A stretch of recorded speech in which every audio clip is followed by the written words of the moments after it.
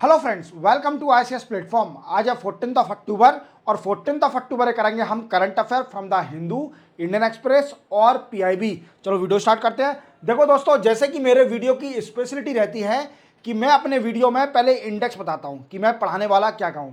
तो पहले अपन पढ़ेंगे किडनी ट्रांसप्लांटेशन रैकेट। क्या है ये आई थिंक मैं आपको पहले भी बता चुका हूं कि ऑर्गन ट्रांसप्लांटेशन हमारे इंडिया में अभी एक रैकेट चल रहा है। रैकेट किसका? बांग्लादेश जो है, बांग्लादेश के जो लोग बाग है जिनकी किडनी फेल हो गई है, उनको इंडिया में लाकर इलीगल तरीके से किडनी ट्रांसप्लांटेशन की जा रही है। अभी 10 लोग पकड़े हैं और एक सर्जन भी पकड़ा है। हम जानेंगे कि ऐसे कौन से कानून हैं जो कि किडनी और ऑर्गन ट्रांसप्लांटेशन को ओवर रूल करते हैं और उनके ऊपर रेगुलेशन रखते हैं। इवन इसके साथ हम ये भी जानेंगे कि किडनी ट्रांसप्लांटेशन की क्या प्रोविजन है इस लॉ के अंदर। क्लियर? डिटेल में जानेंगे। देन आफ्टर हम जानेंगे एंथ्रोपोलॉजी ऑफ इंडिया। वो अब एशियंट जो लोग बाग थे इंडस वैली सिविलाइजेशन के, उनके जैनों की स्टडी करेगी और स्टडी में बताएगी कि लिविंग कंडीशन क्या थी, उनकी डाइट्रीज क्या थी, वो क्या खाते थे। इवन ये भी बताएगी कि जो वेस्टर्न सिविलाइजेशन है, वेस्टर्न स्कॉलर हैं, उन्होंने बोला था कि आर्यन लोग सेंट्रल एशिया से आए थे, बट हमारे इंडियनों ने बोला था कि ये आर्यन ओरिजिन थे, इंडियन ओरिजिन। तो इसके बारे में भी स्टडी करी जाएगी, पता कराया जाएगा। तो मैं आपको डिटेल में बताऊंगा ये सब कुछ। Clear? Then after iDEX. IDEX क्या है? ये स्कीम आई थी गवर्नमेंट की to enhance the defence production in India और indigenous production of the defence product. इसके बारे में भी हम जानेंगे कि अभी फिर से क्या रिक्वायरमेंट आई है इस आईडेक्स में। Clear? Then after Israel and United Nation we can say UNIFIL. UNIFIL और क्या हो गया अभी इसराइल में और यूनिफिल में, ये भी हम जानेंगे। क्लियर? देन आफ्टर तेलंगाना, ये पहली स्टेट है जिसने कमीशन सेटअप करा है to study on the sub classification of the schedule caste. Detail में जानेंगे। चलते हैं, वीडियो स्टार्ट करते हैं। सबसे पहले किडनी ट्रांसप्लांटेशन रैकेट क्या है दोस्तों? अभी हमारे इंडिया में समझते हैं कि अगर किसी की किडनी फेल हो जाती है तो उसको ट्रांसप्लांट कैसे किया जाता है और कैसा कौन सा लॉ है जो इसको वी कैन से रेगुलेट करता है। क्लियर? तो देखो, सबसे पहला कानून है एक द ट्रांसप्लांटेशन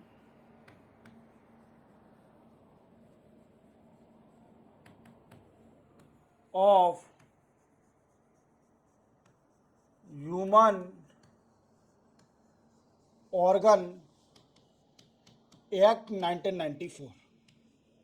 क्लियर? इसी के जरिए किडनी ट्रांसप्लांट और ऑर्गन ट्रांसप्लांट को रेगुलेट किया जाता है।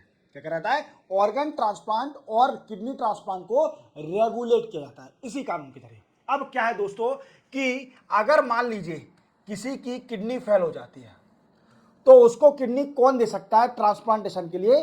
कौन दूसरा पर्सन दे सकता है? तो सबसे पहला पर्सन दे सकता है ब्लड रिलेशन। क्या है? जिसका ब्लड रिलेशन होगा। ब्लड रिलेशन में कौन कौन आते हैं? Father, mother, sibling, spouse, wife या हस्बैंड, देन आफ्टर चिल्ड्रन, ये सारे आते हैं ब्लड रिलेशन में। और अगर रिलेटिव को देना है, अगर इसमें आपको अप्रूवल की जरूरत नहीं है, अगर उसका ब्लड रिलेशन है तो वो डॉक्यूमेंट देकर सीधे किडनी ट्रांसप्लांट करा सकता है। क्लियर? अगर मान लीजिए किसी रिलेटिव को किडनी देना है किसी अपने दूसरे रिलेटिव को, तो उसे अप्रूवल चाहिए होगा। किससे अप्रूवल चाहिए होगा? Get approval from government form committee. जो गवर्नमेंट कमेटी बनाएगी उससे अप्रूवल चाहिए होगा। क्लियर? अब हम जानेंगे कि अगर जो ब्लड रिलेशन है, ब्लड रिलेशन में किस किस डॉक्यूमेंट की जरूरत पड़ती है अगर उसे किडनी देना है अपने दोस्त को या ब्लड रिलेशन को। क्लियर? दोस्त तो नहीं, ब्लड को। क्लियर? तो सबसे पहले उसको डॉक्यूमेंट दिखाना पड़ेगा, ये डॉक्यूमेंट दिखाना पड़ेगा। क्लियर? अब क्या हो रहा है कि कई सारे बांग्लादेशी वीकेंड से इंडिया में एक रैकेट चल गया है किडनी ट्रांसप्लांटेशन रैकेट चल रहा है। इवन अपोलो हॉस्पिटल में भी ये हो चुका है रैकेट, जो नोएडा में है अपोलो हॉस्पिटल, उसमें भी ये रैकेट हो चुका है। Clear. Even 10 Bangladeshi people, 10 Bangladeshi and 1 Indian surgeon इसमें इन्वॉल्व थे। क्लियर। अब कम से कम 20 से 25 किडनी ट्रांसप्लांट कर सकते हैं। अब क्या किया है इन्हें, ये क्या करते हैं, फेक डॉक्यूमेंट बनाते हैं, फेक डॉक्यूमेंट। इसी के साथ वी कैन से फैमिली, ये दिखाएंगे कि ब्लड रिलेशन, फैमिली ट्री कराएंगे, तो इसी को दिखाकर और किडनी का ट्रांसप्लांटेशन किया जाता है। क्या कहता है, किडनी का ट्रांसप्लांटेशन किया जाता है। और बांग्लादेश में, ये बांग्लादेश के कई सारे सिटीजन इंडिया में आके किडनी का ट्रांसप्लांटेशन करा रहे हैं। अब क्या है, अगर किसी फॉरेनर को इंडिया में आके किडनी ट्रांसप्लांट करना है तो उसे क्या अपने डॉक्यूमेंट देने पड़ेंगे। देखो ये तो अप्रूवल है कि इसके अंदर आपको फैमिली रिलेशन होना चाहिए, ब्लड रिलेशन होना चाहिए। अब उसे परमिशन लेनी पड़ेगी, परमिशन फ्रॉम एम्बेसी, एम्बेसी से परमिशन लेनी पड़ेगी और उनको डॉक्यूमेंट दिखाना पड़ेगा। क्या दिखाना पड़ेगा, डॉक्यूमेंट्स दिखाने पड़ेंगे ब्लड रिलेशन के। और ये सिर्फ only by love and not by money.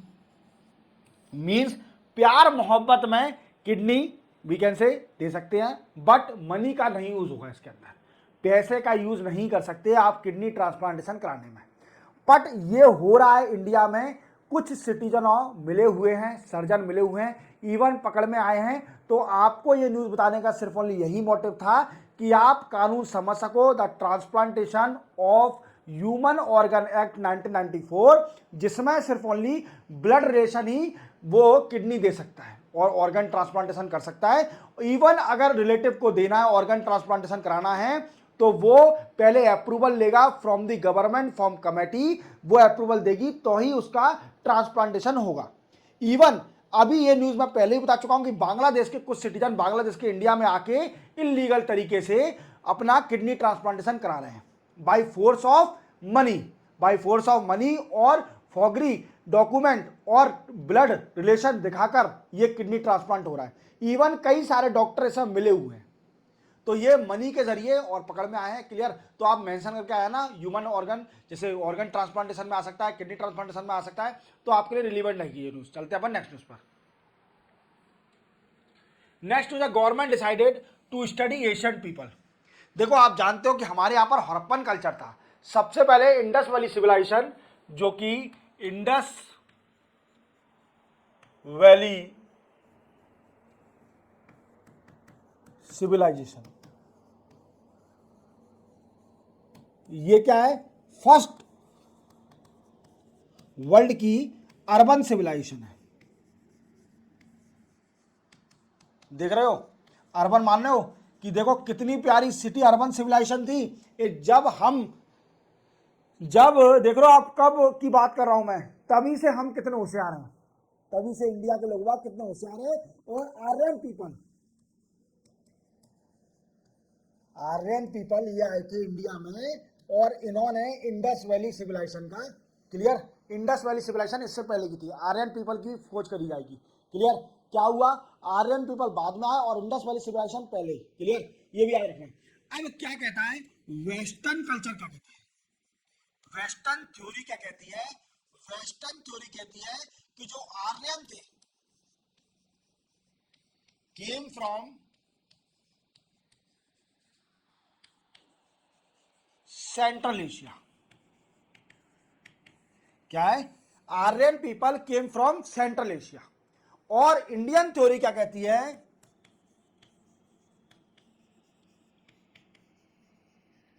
Indian theory कहती है कि Aryan was indigenous, we can say origin उनका वहीं से है, इंडिया से ओरिजिन है।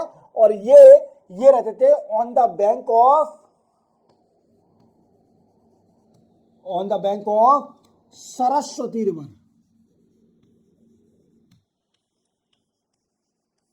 क्या है? On the bank of Saraswati river. और जब सरस्वती रिवर ड्राई हो गई, वी कैन से सूख गई, तो इन्होंने माइग्रेट किया from Saraswati river to other part of the India. और इंडस वैली सिविलाइजेशन इससे पहले की सिविलाइजेशन थी। क्लियर? जो हड़प्पन सिविलाइजेशन थी, इंडस वैली सिविलाइजेशन, जो कि वर्ल्ड की पहली अर्बन सिविलाइजेशन है, वो आर्यन लोगों से भी पहले की सिविलाइजेशन थी इंडिया की। समझ रहा मेरी बात को? तो इसकी स्टडी करने के लिए, वी कैन से, ये पता करने के लिए कि इनका लिविंग कंडीशन कैसा था, लिविंग कंडीशन कैसा था, क्लियर, ये पता करने के लिए, और इनका ओरिजिन, इंडस वैली सिविलाइजेशन और आर्यन का ओरिजिन पता करने के लिए, इसकी स्टडी करने के लिए गवर्नमेंट ने क्या किया है कि गवर्नमेंट इसकी स्टडी करेगी। अब वो स्टडी कैसे करेगी? तो देखो, ये काम दिया है anthropology of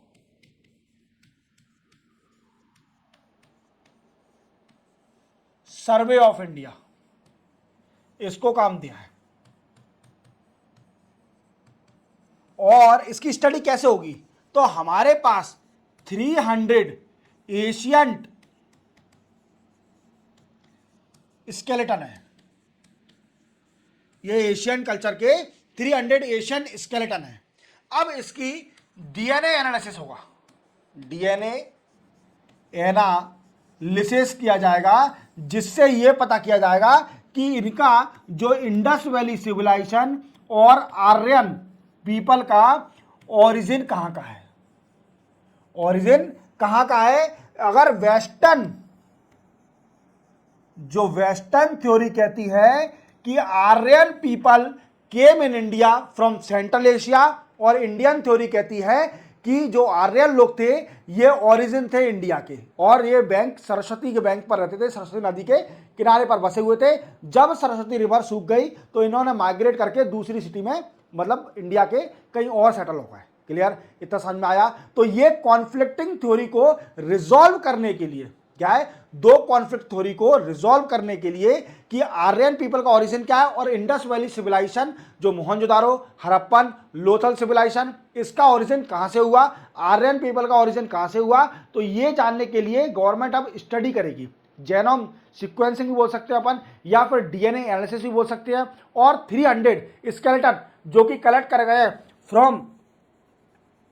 from Indian side, Indian और पाकिस्तान साइड से, उनकी स्टडी करी जाएगी, डीएनए एनालिसिस किया जाएगा और पता करा जाएगा कि इनका लिविंग कंडीशन कैसा था और इनका ओरिजिन कहां से हुआ। तो इसकी गवर्नमेंट स्टडी करेगी। तो ये हिस्ट्री में बड़ी इंपॉर्टेंट न्यूज़ है, याद रखना। तो क्रोनोलॉजिकली ऑर्डर देखा जाए तो पहले Indus valley civilization, then after Aryan people. तो इन दोनों का ओरिजिन पता चल जाएगा कि ओरिजिन कहां से है इनका। क्लियर? चलते अपन नेक्स्ट उस पर। नेक्स्ट है आईडेक्स स्कीम। क्या है दोस्तों? IDEX scheme. आईडेक्स का फुल फॉर्म क्या है? Innovation for defence excellence. Innovation for defence excellence. मैंने आपको ये बता चुका हूं पहले, आईडेक्स स्कीम के बारे में मैं आपको पहले ही बता चुका हूं। आईडेक्स स्कीम क्या है? ये गवर्नमेंट की स्कीम है, गवर्नमेंट ऑफ इंडिया की स्कीम है, जिसमें गवर्नमेंट फंड देगी to provide fund to startup innovating company और सिंगल इंडिविजुअल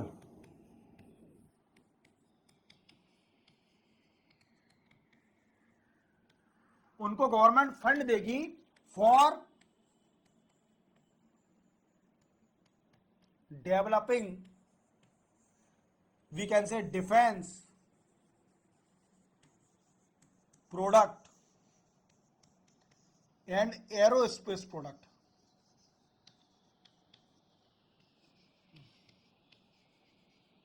समझ गया मेरी बात को? और इसमें लिमिट कितनी डिसाइड करी थी?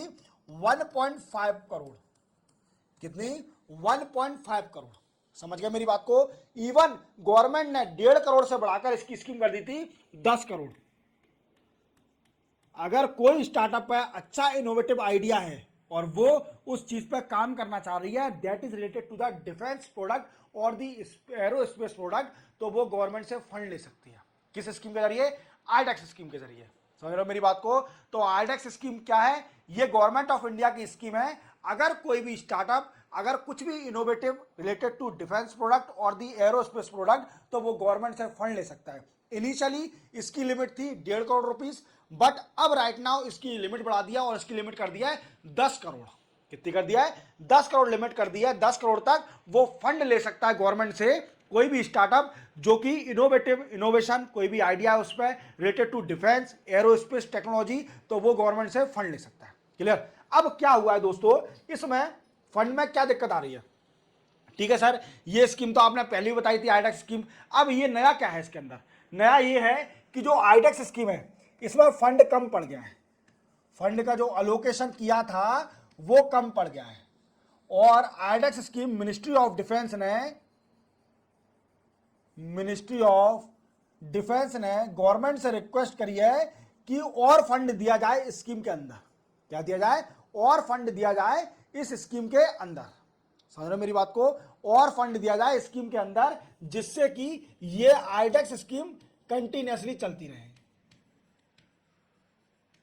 आईडेक्स स्कीम कंटिन्यूअसली चलती रहे, तो इसके लिए फंड की कमी पड़ गई है और मिनिस्ट्री ऑफ डिफेंस ने फंड मांगा है गवर्नमेंट से कि और फंड दीजिए आईडेक्स स्कीम को कंटिन्यूटी रखने के लिए।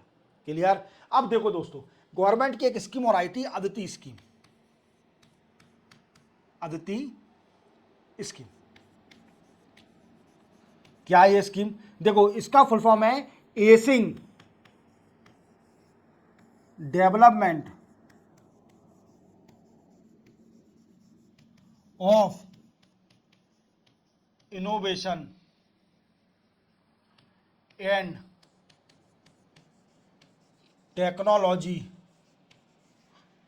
For iDEX. ये गवर्नमेंट की स्कीम और आई थी। इसमें जो स्टार्टअप एलिजिबल है,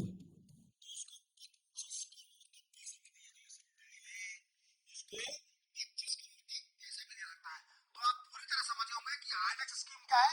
और इसके बाद गवर्नमेंट ने क्या किया था कि एक और स्कीम निकाल दी, अदिति स्कीम। इस स्कीम में क्या था कि अगर कोई भी स्टार्टअप ज्यादा पैसे की जरूरत पड़ रही है उसको, तो उसके लिए अदिति स्कीम थी।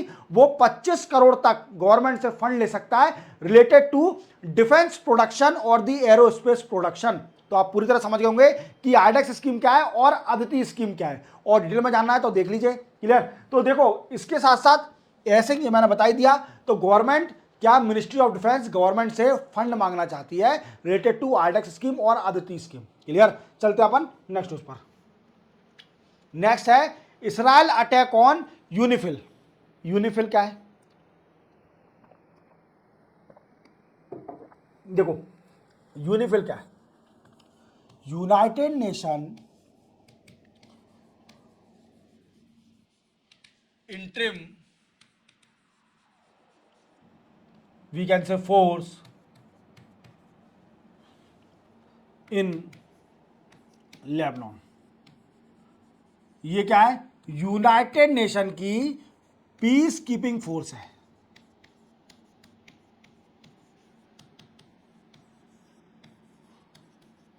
क्या है? यूनाइटेड नेशन की पीस कीपिंग फोर्स है। इवन इंडिया, इंडिया का भी इसमें कंट्रीब्यूशन है। कितना? 900 सोल्जर का। और ये फोर्स कितनी है अभी राइट नाउ? इसमें 50 कंट्री मिली हुई है, जिसमें फोर्स है 10,000, 10,000 फोर्स है। और ये साउथ लेबनान में डिप्लॉय करी गई है।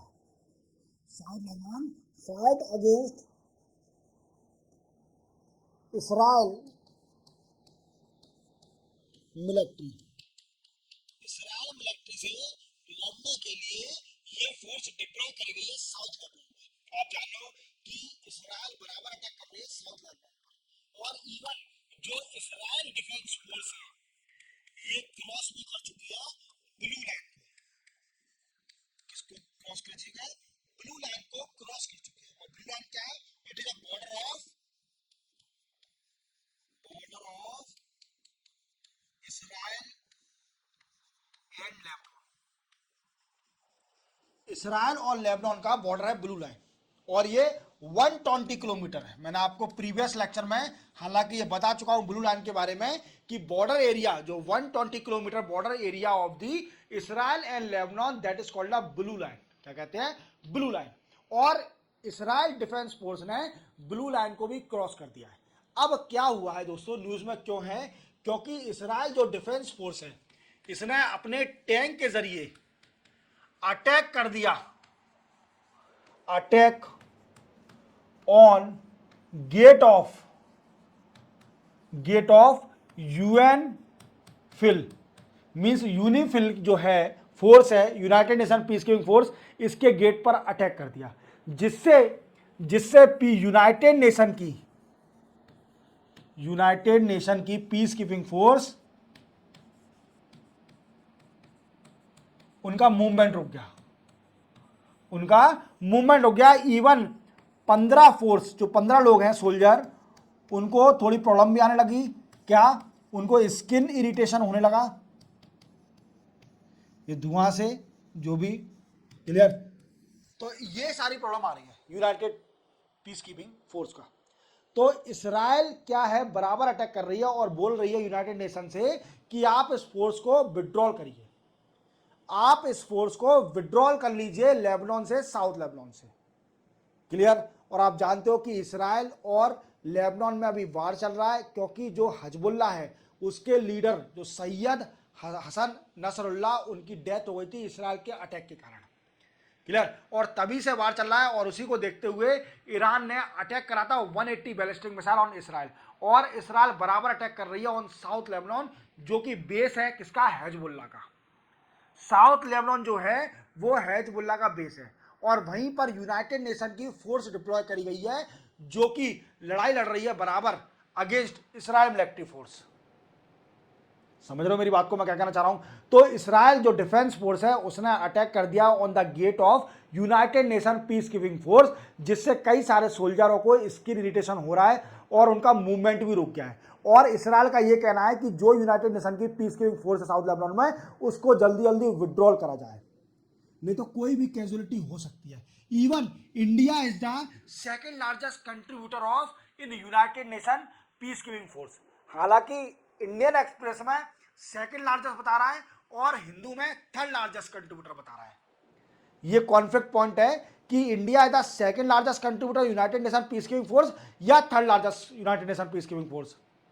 तीसरा है कि दूसरा है, क्योंकि हिंदू और इंडियन एक्सप्रेस दोनों कुछ अलग अलग बता रहे हैं। क्लियर? तो वो कंट्री पॉइंट हो गया है, वो आप देख लेना। क्लियर? चलते हैं अपन नेक्स्ट न्यूज पर। नेक्स्ट है Telangana setup commission to study sub classification of schedule caste. देखो, तेलंगाना पहली स्टेट बन गई है, it is a first state in India that set up the commission to study the sub classification of schedule caste. और ये कौन है? ये सीएम है रेवंत रेड्डी। तेलंगाना के सीएम है रेवंत रेड्डी। ये क्या कर रहे हैं? इन्होंने एक कमीशन बनाया है जो कि हेड करेगा, 1 मेंबर कमीशन है शमीम अख्तर, जो कि हाई कोर्ट के जज है, रिटायर्ड जज है शमीम अख्तर। ये क्या करेंगे? ये स्टडी करेंगे, स्टडी ऑफ सब क्लासिफिकेशन ऑफ शेड्यूल कास्ट, सब क्लासिफिकेशन ऑफ शेड्यूल कास्ट की स्टडी करेंगे। जैसा कि आप जानते हो कि सुप्रीम कोर्ट ने डिसीजन दिया था रिलेटेड टू सब क्लासिफिकेशन ऑफ शेड्यूल कास्ट, सब classification of schedule cast and schedule tribes. अगर आपको डिटेल में जानना है इसके बारे में तो मेरे एडिटोरियल में जाइए, वहां मैंने आपको इंडिविजुअल लेक्चर बना के रखा है, सब क्लासिफिकेशन ऑफ शेड्यूल कास्ट और शेड्यूल ट्राइब्स क्या होते हैं। क्लियर? इतना समझ में आ गया? तो 14 अक्टूबर के करंट अफेयर यहीं कंप्लीट होते हैं। चैनल को सब्सक्राइब और बेल आइकन प्रेस करना ना भूलना। मिलते हैं हम कल 15 अक्टूबर को नए करंट अफेयर के साथ। तब तक के लिए जय हिंद।